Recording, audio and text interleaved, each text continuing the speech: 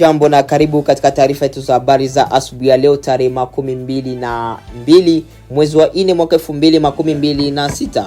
Ndugu mpendwa msikilizaji na mtazamaji, kama ni mara yako ya kwanza kufuatilia habari kupitia Congo Post News mtandao wetu wa YouTube, hakikisha una subscribe, una like, una comment, pia una share ili habari endelee kuwafikia walio wengi. Wala unaweza kutanikia kwenye namba ambayo unaendelea kuiona kwenye video au kwenye picha na ukatupatia maoni yako aiza mapendekezo yako baada ya kusikiliza habari zetu mwanzo hadi mwisho. Karibu katika taarifa hii ya habari.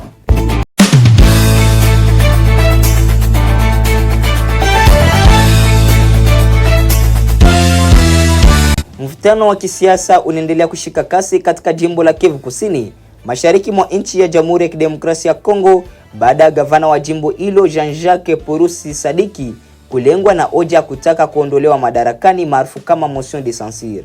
Hatua hiyo imeanzishwa na mbunge wa jimbo la Kivu Kusini, Karume Baige Jean, ambaye amewasilisha rasmi hoja hiyo kwa uongozi wa bunge la mkoa. Katika barua yake, mbunge huyo ameeleza kuwa hatua hiyo inafuata taratibu zote za kikatiba na kisheria, akirejelea katiba ya nchi pamoja na sheria zinazohusu uendeshaji wa majimbo. Kwa mujibu wa maelezo yake, hoja hiyo inalenga kuanzisha mchakato wa kisheria wa kumwajibisha gavana huyo, ikiwa ni sehemu ya jukumu la bunge la mkoa kusimamia utendaji wa serikali ya jimbo. Hata hivyo, hatua hiyo imeibua mjadala mkali, hasa ikizingatiwa hali ya usalama inayoendelea kuwa mbaya katika maeneo ya mashariki mwa nchi ya Jamhuri ya Kidemokrasia ya Kongo, ikiwemo Kivu Kusini, ambako mapigano kati ya jeshi la serikali na makundi ya waasi bado yanaendelea. Tangu mwezi Novemba mwaka 2025, makamu wa waziri mkuu anayehusika na mambo ya ndani na usalama, Jacquemain Shabani, aliwataka wabunge wa majimbo yote nchini kusitisha kwa muda hoja ya kutokuwa na imani na viongozi wa majimbo pamoja na malalamiko ya kisiasa kutokana na hali ya vita vinavyoikumba nchi. Wito huo umetolewa mjini Kinshasa wakati wa mkutano uliowakutanisha magavana, manaibu wao pamoja na viongozi wa bunge ya majimbo yote 26 ya Jamhuri ya Kidemokrasia ya Kongo. Lengo kuu lilikuwa ni kuimarisha mshikamano wa kitaifa na kuzingatia zaidi juhudi za kurejesha amani na usalama. Mbali na hilo, viongozi wa majimbo walihimizwa kuhakikisha wanatekeleza usimamizi bora na uamuzi na uwazi wa rasilimali za umma, pamoja na kushirikiana kwa karibu na mabunge ya majimbo yote katika masuala muhimu ya maendeleo, ikiwa ni pamoja na miradi na mipango inayofadhiliwa na serikali kuu au washirika wa maendeleo. Kwa sasa bado haijabainika wazi iwapo hoja hiyo dhidi ya gavana Purusi itaendelea au itasitishwa kufuatia maelezo ya serikali kuu. Wachambuzi wa siasa wanaona kuwa hatua hiyo inaweza kuongeza mvutano wa kisiasa katika kipindi ambacho nchi inahitaji zaidi umoja na udhabiti. Hali hii inaendelea kufuatiliwa kwa karibu, huku wananchi wa Kivu Kusini wakisubiri kuona mwelekeo wa kisiasa utakaochukuliwa katika siku zijazo.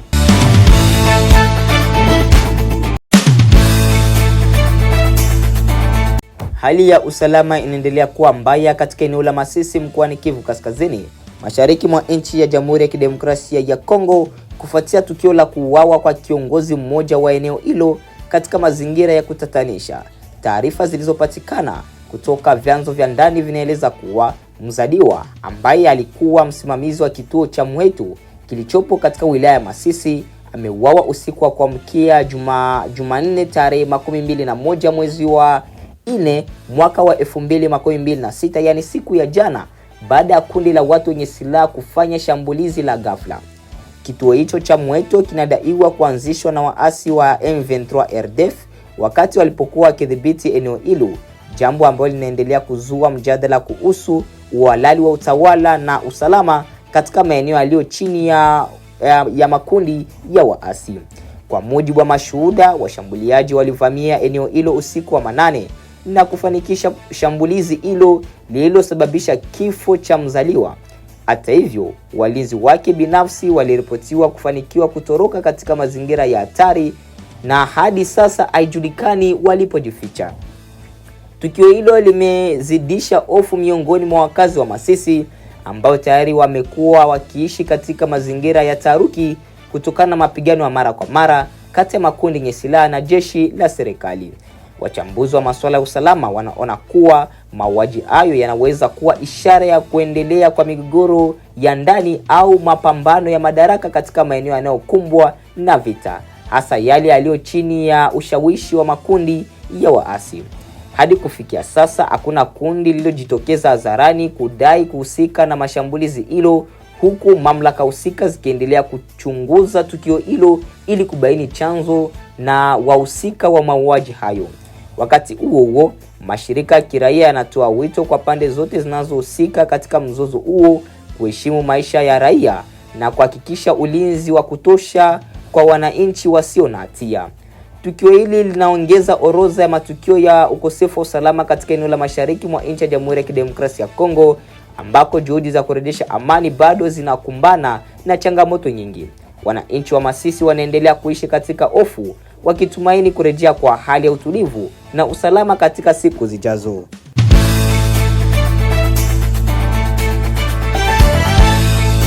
Kesi nzito inayohusisha masuala ya usalama wa taifa inaendelea kusikilizwa katika mahakama kuu ya kijeshi ya Jamhuri ya Kidemokrasia ya Kongo, huku maafisa wa juu wa jeshi wakikabiliwa na tuhuma nzito za kushirikiana na waasi.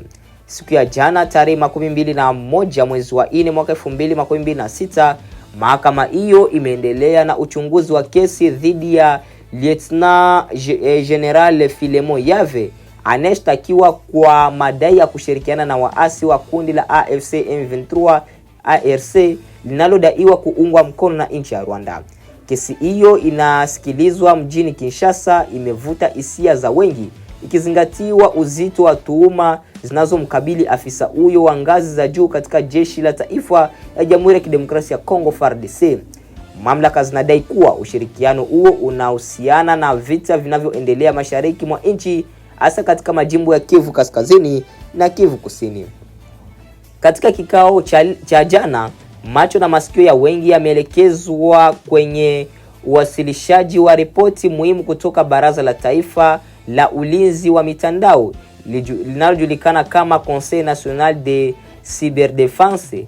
Ripoti hiyo inatarajiwa kutoa mwanga kuhusu uchunguzi wa simu zilizokamatwa kutoka kwa mtuhumiwa huyo. Kwa mujibu wa taarifa za awali, simu hizo zilichukuliwa kwa amri ya mahakama ili kuchunguzwa kwa lengo la kubaini iwapo kulikuwa na mawasiliano au shahidi wowote unaoweza kuthibitisha madai ya ushirikiano kati ya afisa huyo na makundi ya waasi. Wachunguzi wanatarajia kuwa uchunguzi wa taarifa za kidijitali utasaidia kufafanua zaidi mtiririko wa mawasiliano au mahusiano ya mtumiwa pamoja na uwezekano wa uwepo wa mtandao mpana wa ushirikiano ndani au nje ya jeshi. Kesi hii inakuja katika wakati nyeti ambako Jamhuri ya Kidemokrasia ya Kongo inaendelea kukabiliana na changamoto kubwa za kiusalama mashariki mwa nchi, ambako mapigano kati ya jeshi la serikali na waasi wa AFC M23 yanaendelea kusababisha vifo, uharibifu na maelfu ya watu kuyahama makazi yao. Wachambuzi wa siasa na usalama wanaona kuwa matokeo ya kesi hiyo inaweza kuwa na athari kubwa si tu kwa mustakabali wa mtuhumiwa, bali pia kwa taswira ya jeshi la taifa na juhudi za kurejesha amani nchini.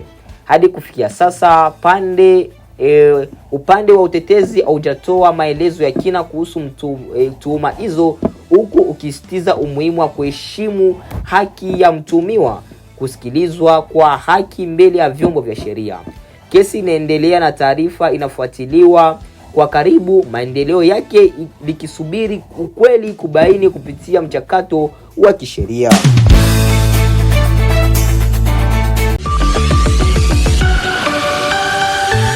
Leo ni Jumanne ya Aprili 21 mwaka 2026 na imetimia saa 12 kamili kote Afrika Mashariki, sawa na saa 11 Afrika ya Kati. Hujambo, mimi ni Skola Kisanga na karibu katika Amka na BBC. Katika Amka na BBC asubuhi hii, mpatanishi mkuu wa Iran anasema kuna shaka iwapo duru ya pili ya mazungumzo ya amani kati ya taifa hilo na Marekani yatafanyika nchini Pakistan. Zaidi ya raia 200 waliokuwa wametekwa mashariki mwa Jamhuri ya Kidemokrasia Kidemokrasia ya Kongo na kundi la wapiganaji lenye uhusiano na Islamic State wameokolewa katika operesheni ya kijeshi. Na tunaangazia athari katika sekta ya kilimo hasa barani Afrika, ikiwa bado vizuizi vitaendelea katika mlango bahari wa Hormuz unaopitisha karibu 30% ya mbolea inayotumika kote duniani. Uzalishaji wa mbolea utakuwa pia ghali zaidi kuliko ulivyo sasa, kwa sababu bei za dunia generally za petroli zimeenda juu. Takwimu zinaonyesha kwamba bei ya mbolea imeenda juu 68%.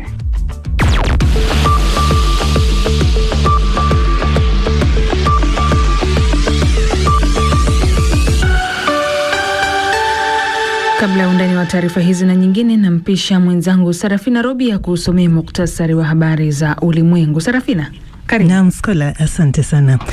Karibu msikilizaji, tukianza moja kwa moja ni kwa mpatanishi mkuu wa Iran ametilia shaka iwapo duru ya pili ya mazungumzo ya amani na Marekani itafanyika nchini Pakistan. Mohamed Bagher Khalibaf anasema Iran haitakubali mazungumzo chini ya vitisho na iko tayari kuonyesha kile inachoweza kukifanya kwenye uwanja wa vita. Baadhi ya ripoti zinaonyesha kuwa Iran bado inapanga kutuma ujumbe wake Pakistan, ila hakuna udhibitisho rasmi. Makamu wa rais wa Marekani JD Vance ambaye anatarajiwa kuongoza ujumbe wa Marekani anasemekana kujiandaa kuondoka Washington. Kampuni ya Apple imetangaza kuwa afisa wake mkuu mtendaji Tim Cook anajiuzulu baada ya kuwa katika nafasi hiyo kwa miaka 15. Nafasi yake itachukuliwa na mkuu wa uhandisi wa vifaa John Tanners mwezi Septemba. Cook atakuwa mwenyekiti mkuu wa bodi ya kampuni hiyo. Anasema kuongoza kampuni ya Apple imekuwa ni fursa muhimu zaidi maishani mwake. Baada ya kuchukua hatamu kutoka kwa marehemu Steve Jobs, Cook alisaidia kubadilisha kampuni hiyo kuwa kampuni ya kwanza duniani ya umma ya dola trilioni. Jeshi la Sudan linasema kuwa limeteka maeneo zaidi katika jimbo la Blue Nile, huku mapigano yakiongezeka zaidi na David Nkia. Jeshi hilo linasema limevisababishia hasara vikosi vya wanamgambo wa Rapid Support Forces ambavyo viliteka miji ya kimkakati ya Blue Nile na Kurmuk mwezi March. Blue Nile imekuwa uwanja mkuu wa mapambano katika vita ambavyo kwa sasa vinaingia mwaka wake wa 4. Afisa mkuu wa Sudan ameishutumu Ethiopia kwa kuunga mkono mashambulizi ya RSF, jambo ambalo Ethiopia imekuwa ikilikanusha mara kwa mara. Taarifa yake David Nkia. Na polisi nchini Nigeria wamewakamata watu 42 wanaoshukiwa kuwa wachimba migodi haramu, ikiwa ni sehemu ya uchunguzi kuhusu kutekwa nyara kwa kiongozi wa kimila. Mfalme Oba Salman Olatunji Aweda alitekwa nyara siku ya Jumamosi jioni wakati watu waliojihami walipovamia ikulu yake katika jimbo la Kwara. Watekaji nyara hao wanaripotiwa kudai fidia ya takriban dola 300,000.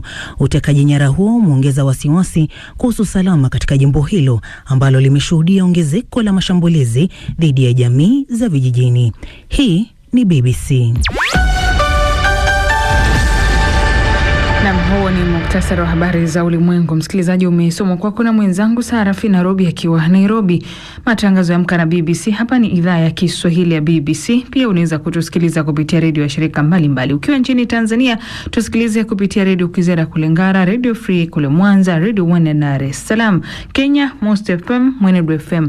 Uganda, Radio Paidha, Radio Lira na Radio Kitara. Jamhuri ya Kidemokrasia Kongo, Lizard Radio na Radio Muungano kule Beni. Internet ni katika bbcswahili.com.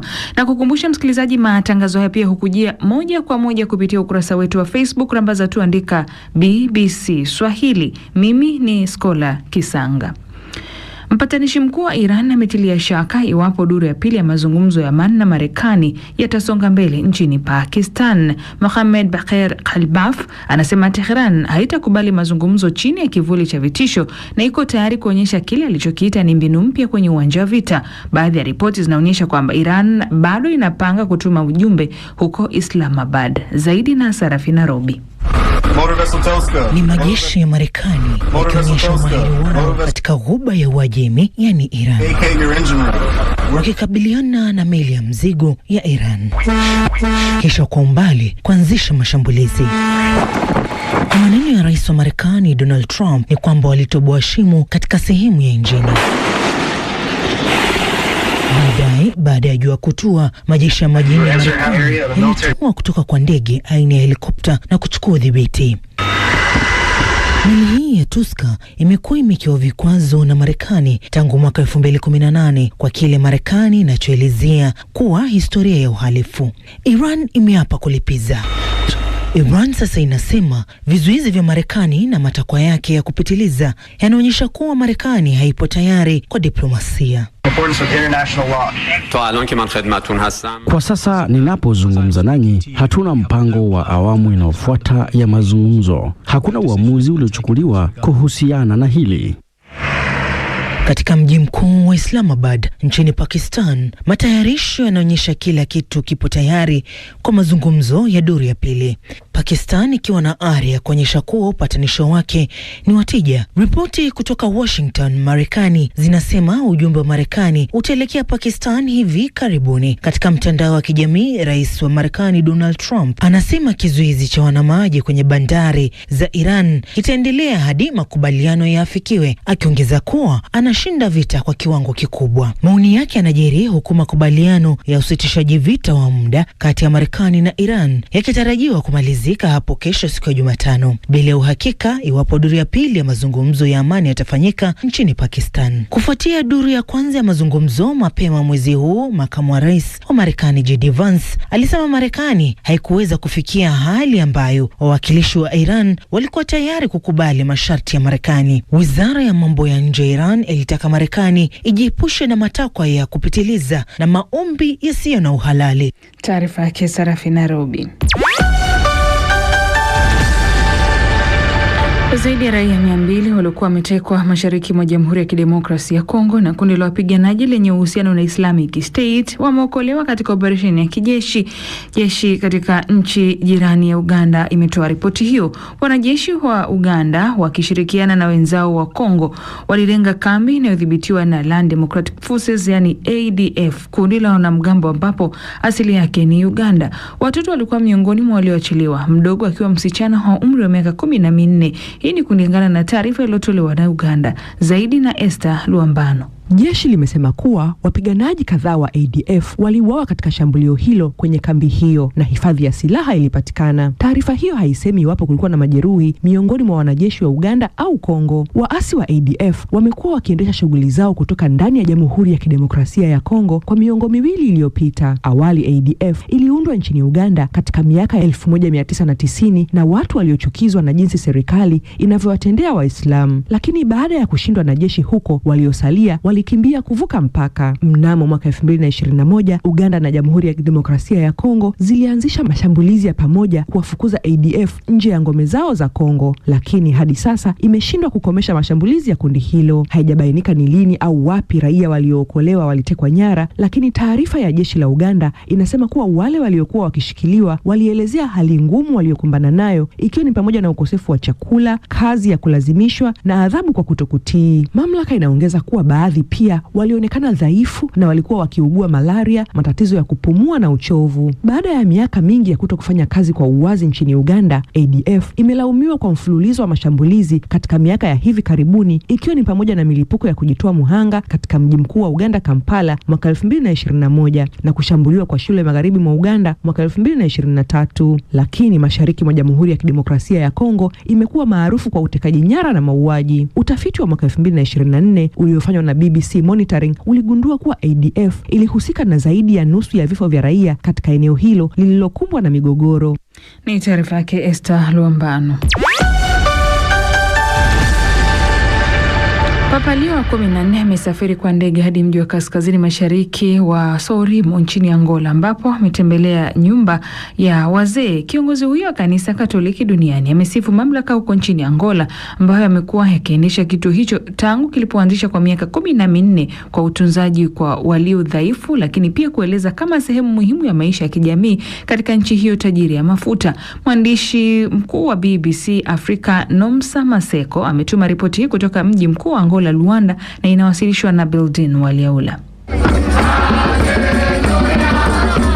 Papa Leo amekamilisha awamu ya 3 ya ziara yake katika nchi 4 za Afrika kwa kutembelea makazi ya wazee katika nchi hiyo yenye utajiri wa mafuta na madini, ambapo alikemea unyonyaji wa maliasili. Makumi ya maelfu ya waumini walimkaribisha eneo la Kilamba lilo karibu na mji mkuu wa Luanda siku ya Jumapili. Aliwataka raia wa Angola kujiepusha na migawanyiko iliyosababishwa na miaka mingi ya vita. Sisi wote ni roho moja na mwili mmoja. Niliwasihi raia wa Angola kujenga nchi ambayo migawanyiko ya zamani inaweza kukomeshwa milele, ambapo chuki na vurugu havitakuwepo, ambapo vile ugonjwa wa ufisadi utabadilishwa na kuwepo kwa utamaduni mpya wa haki. Kwa wengi hapa, ujumbe huu ulionekana kuwa wa kipekee katika nchi iliyoharibiwa na vita vya kikatili vya wenyewe kwa wenyewe na ukosefu wa usawa.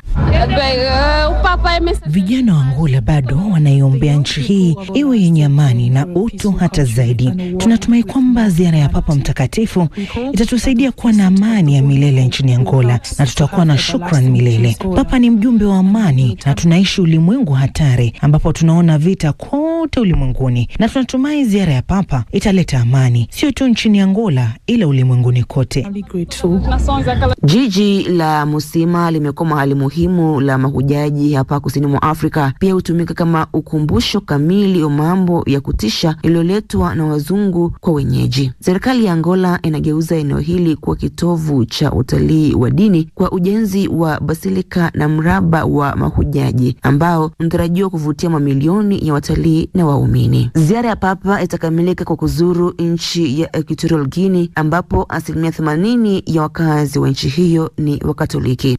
Taarifa na Msamaseko imewasilishwa hapo na Beldin Waliaula kutoka Luanda kule Angola. Na sasa moja kwa moja viwanjani. Oh, yes.